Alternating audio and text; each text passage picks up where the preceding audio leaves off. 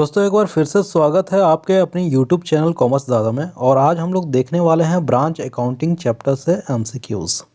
इससे पहले हम लोग पार्ट 1 कर चुके हैं, टोटल 60 क्वेश्चन हो चुका है और आज हम लोग क्वेश्चन नंबर 61 से स्टार्ट करेंगे।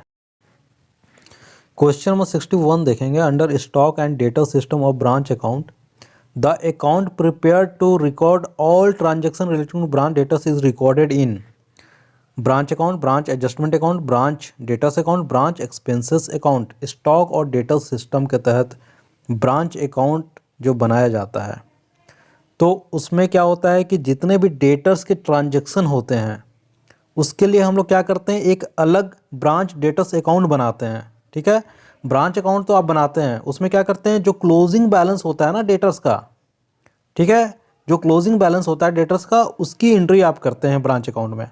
लेकिन जो डेटर्स से रिलेटेड जितने भी ट्रांजैक्शन होते हैं, सेल्स का, रिसीव करने का, उस सारी एंट्री हम लोग ब्रांच डेटर्स अकाउंट में बनाते हैं। इस क्वेश्चन का आंसर सी होगा, branch debtors account. Question number 62 देखेंगे। Under data system of branch account both cash and credit sales are shown in debit side, shown in credit side, shown in asset side, D not shown. तो देखिए, under data system of branch account मतलब data system के तहत जब branch account आप बनाते हैं तो उसमें कैश और क्रेडिट सेल्स दोनों को शो करते हैं या नहीं करते हैं। जब भी याद रखिएगा, जब भी आप ब्रांच अकाउंट बनाते हैं और डेटा सिस्टम के तहत बनाते हैं तो उसमें केवल और केवल कैश सेल्स की ही एंट्री आप करते हैं, ना कि क्रेडिट सेल्स की एंट्री करते हैं।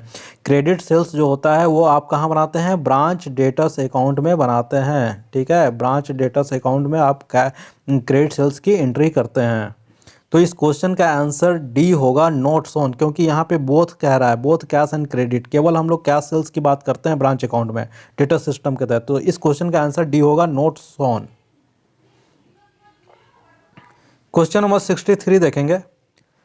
The difference between goods sent by HO and received by branch is known as goods in transit, goods in warehouse, C goods in production, D goods in godown. तो देखिए, जैसा कि question में कह रहा है, the difference between goods sent by HO and received by branch is known as. कहने का मतलब कि देखिए, यहाँ पे HO है और यहाँ ब्रांच है HO का। तो HO ने जो भी गुड्स सेंड किया, भेजा, ये रास्ते में रह गया। ठीक है, रास्ते में रह गया, ब्रांच के पास नहीं पहुंचा। तो इसी का डिफरेंस वो पूछ रहा है, the difference between goods send by HO and received by branch is known as. रास्ते में रह गया, जो गुड्स रास्ते में रह जाता है उसको हम लोग क्या कहते हैं, गुड्स इन ट्रांजिट। इस क्वेश्चन का आंसर ए होगा, goods in transit. Question number 64 देखेंगे। Which account is used for recording transactions relating to HO supplying resources to the branch? Capital account, branch account, current account, joint venture account. देखिए, जैसा ही question में कह रहा है, which account is used for recording transactions relating to HO supplying resources to the branch.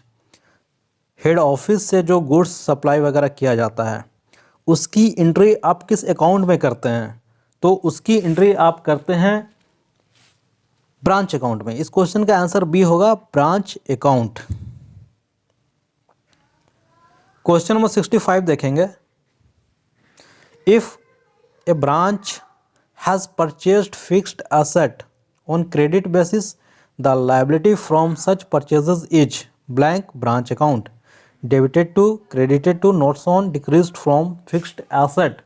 तो देखिए, जैसा कि क्वेश्चन कह रहा है, if a branch has purchased fixed asset on credit basis, branch ने उधार कोई एसेट परचेज कर लिया, तो उधार एसेट को परचेज किया है तो वो क्या हो गया, उसकी लायबिलिटी खड़ी हो गई है ना, कि उसका पेमेंट तो करना है ना। तो सच परचेज इज, अब इसमें हम लोग क्या करेंगे, डेबिट करेंगे, debit branch account, debited to branch account, credited to branch account, notes on in, decrease from fixed asset. तो इस क्वेश्चन का आंसर ए होगा, डेबिटेड टू ब्रांच अकाउंट, है ना। इस क्वेश्चन का आंसर ए होगा, debited to branch account. Question number 66 देखेंगे। In case of in case of HO having many branches transactions among the branches are called.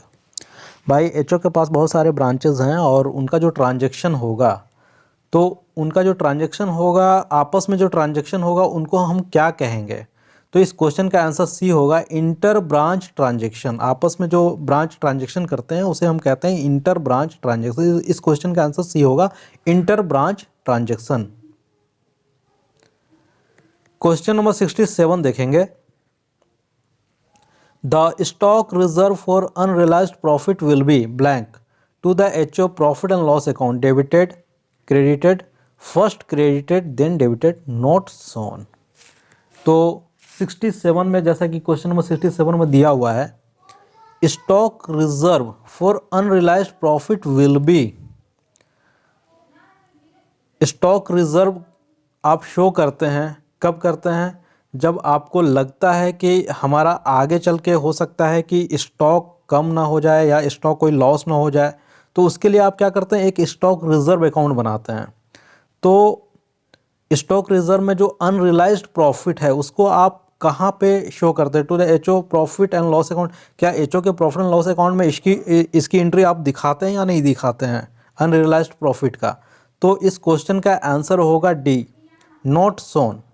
HO के profit and loss account जब बनता है, एचओ जब बनाती है अपने बुक में, तो यहाँ वहाँ पर स्टॉक रिजर्व का जो अनरियलाइज्ड प्रॉफिट है उसकी एंट्री नहीं होगी। ठीक है, इस क्वेश्चन का आंसर डी होगा, नॉट शोन।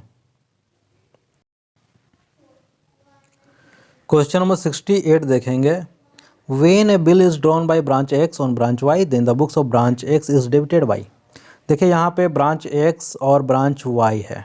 ठीक है, ब्रांच एक्स ने एक बिल बनाया ब्रांच वाई के नाम पे, तो क्वेश्चन में कह रहा है कि book then the books of branch X is debited by.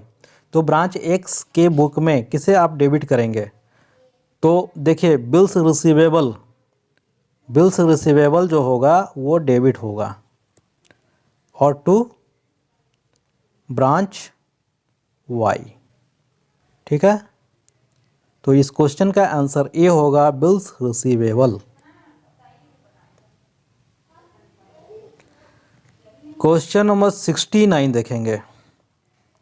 When goods are supplied by branch X to branch Y the head office books is debited by A branch X, B branch Y, goods supply to other branches, goods received from other branches. तो देखिए जैसा कि question में कह रहा है, when goods are supplied by branch X to branch Y the head office books is debited by. तो branch X ने ब्रांच वाई को क्या किया? ब्रांच एक्स ने ब्रांच वाई को गुड्स सेंड किया। ठीक है, तो हेड ऑफिस अपने बुक में क्या करेगी भाई? ब्रांच वाई को ये क्या करेगी? डेबिट करेगी। Branch Y to goods sent to Y from branch X, ये एंट्री होगी। तो कहने का मतलब यह है कि इस क्वेश्चन का आंसर बी होगा, ब्रांच वाई को हेड ऑफिस जो है डेबिट करेगी। इस क्वेश्चन का आंसर बी होगा। क्वेश्चन नंबर 70 देखेंगे। When branch has paid some cash on behalf of head office for purchase made by HO, the books of head office is debited by। तो branch has paid some cash on behalf of head office. Head office के behalf में अगर branch कोई payment कर रही है, अगर head office के बिहाफ में ब्रांच पेमेंट कर रही है, तो हेड ऑफिस अपने बुक में किसे एंट्री, मतलब किसको डेबिट करेगी, है ना? तो देखिए इस क्वेश्चन का आंसर डी होगा, ब्रांच अकाउंट। हेड ऑफिस क्या करेगी? ब्रांच अकाउंट को डेबिट करेगी और टू कैश करेगी। हेड ऑफिस तो उसको पेमेंट करेगी ना ब्रांच को, तो इस क्वेश्चन का आंसर डी होगा, ब्रांच अकाउंट। क्वेश्चन नंबर 71 देखेंगे। When branch has collected some cash on behalf of HO the books of branch is credited by cash account, HO account, calls in arrear account, D purchase account. तो देखिए जैसा कि question में बोल रहा है, When branch has collected some cash on behalf of HO, the books of branch is credited by। ठीक है, ब्रांच जो है HO के बिहाफ में कैश कलेक्ट कर रही है, तो वो किसे क्रेडिट करेगी भाई? कैश आ रहा है तो कैश अकाउंट को तो डेबिट करेगी ही ब्रांच जो है, cash account debit to HO account, है ना? इस क्वेश्चन का आंसर होगा B HO account.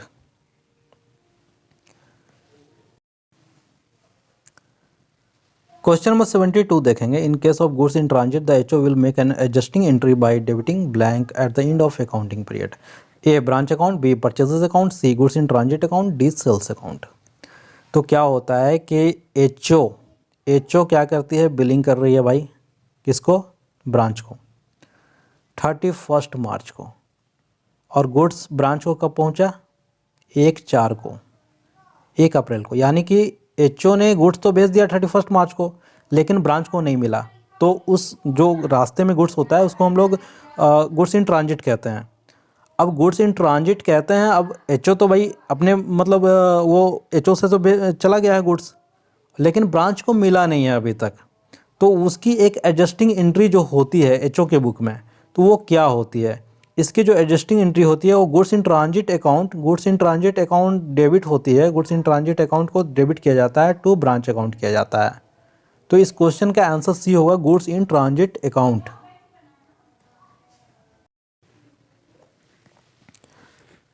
Question number 73 देखेंगे। In case of cash in transit the books of branch blank account is debited to reconcile the difference. A head office, B cash in transit, C bank, D branch. तो देखिए क्या होता है कि in case of cash in transit the books of branch blank account is debited to reconcile the difference.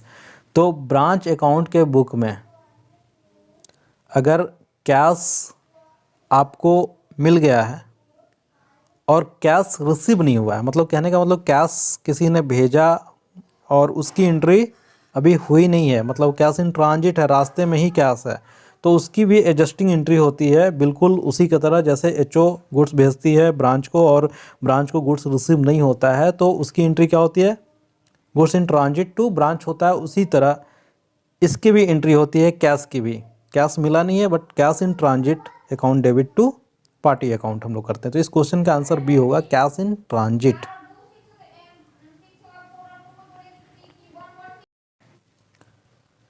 Question number 74 देखेंगे। When an asset is purchased if payment is made by branch the HO books is debited by blank account. Branch fix asset, B branch, C cash, D profit and loss. If an asset is purchased if payment is made by branch, HO के द्वारा कोई asset purchase किया गया है और उसका payment branch ने किया, किसने किया, ब्रांच ने, तो एचओ किसे डेबिट करेगी, तो एचओ तो भाई अपने बुक में क्या करेगी, ब्रांच फिक्स एसेट को डेबिट करेगी, क्योंकि परचेज तो एसेट हो रहा है, ठीक है। तो इस क्वेश्चन का आंसर ए होगा, ब्रांच फिक्स्ड एसेट।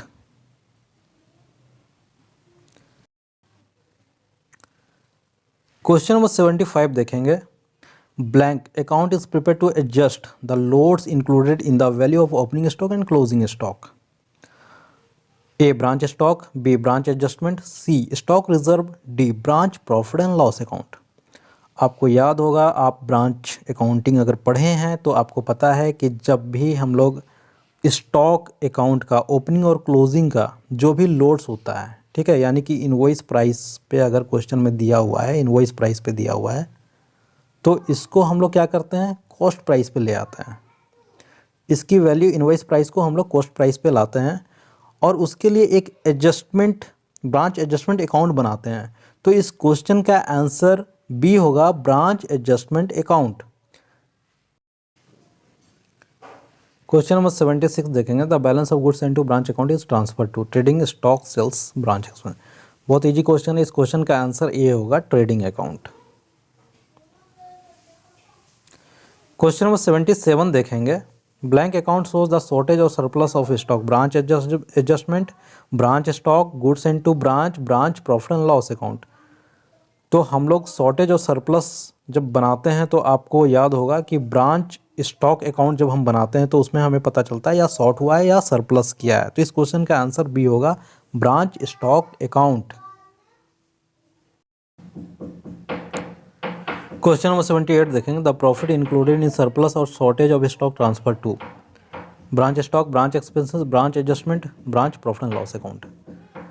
तो जो भी स्टॉक में शॉर्टेज या सरप्लस में जो प्रॉफिट इंक्लूड होते हैं उसका ट्रांसफ़र हम लोग करते हैं ब्रांच एडजस्टमेंट अकाउंट। तो इस क्वेश्चन का आंसर सी होगा, ब्रांच एडजस्टमेंट।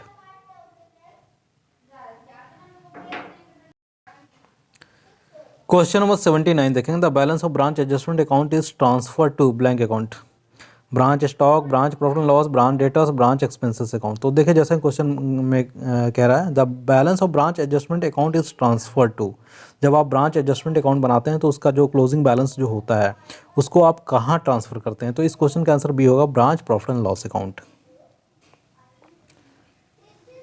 क्वेश्चन नंबर 80 देखेंगे, under data system the opening balance of assets are blank to branch account. तो डेटा सिस्टम के तहत जब ओपनिंग बैलेंस, एसेट का जो ओपनिंग बैलेंस होता है तो उसको आप ब्रांच अकाउंट के डेबिट में दिखाते हैं, क्रेडिट में दिखाते हैं, first debit then credit, first credited then debited. तो इस क्वेश्चन का आंसर आप लोगों को बताना है, क्योंकि आप लोग ऑलरेडी पहले भी मेरी वीडियो देख चुके हैं और ब्रांच अकाउंट आप लोग पढ़ चुके हैं। तो प्लीज़ इस क्वेश्चन का आंसर आप कमेंट बॉक्स में देंगे।